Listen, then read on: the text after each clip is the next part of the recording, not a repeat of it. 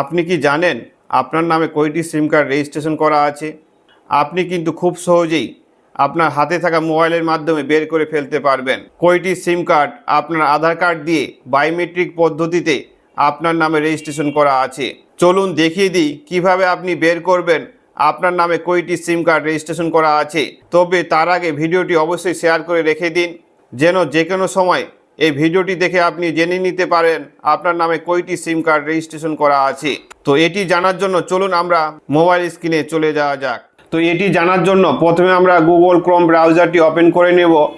এখানে টাইপ করব TAPCOP। এটি টাইপ করলেই সবার উপরে যে লিঙ্কটি আসবে এই লিঙ্কটিতে আমরা ক্লিক করে নেব। ক্লিক করলে একটি ওয়েবসাইট ওপেন হয়ে যাবে। এটি কিন্তু সম্পূর্ণ একটি সরকারি ওয়েবসাইট এবং এখানে নিচে একটু স্ক্রল ডাউন করে চলে আসলে এখানে দেখতে পাচ্ছেন now mobile connection in your name, মানে আপনার নামে কয়টি সিম কার্ড আছে আপনি এখান থেকে জানতে পারবেন। একটু আরও নিচে স্ক্রল ডাউন করে চলে আসবেন, আসার পর এখানে দেখতে পাচ্ছেন একটি মোবাইল নাম্বার দেওয়ার জায়গা দেওয়া আছে। এখানে আপনার মোবাইল নাম্বারটি দিয়ে দেবেন। দেওয়ার পর নিচে আপনার ক্যাপচার কোডটি দিয়ে দেবেন। ক্যাপচার কোডটি সঠিক দেওয়ার পরে ভ্যালিডেট ক্যাপচার এই অপশনটিতে ক্লিক করলেই আপনার মোবাইলে একটি ওটিপি আসবে। সেই ওটিপির জায়গায় দিয়ে দেবেন। ওটিপিটি দেওয়া হয়ে গেলে লগইন অপশনে ক্লিক করবেন।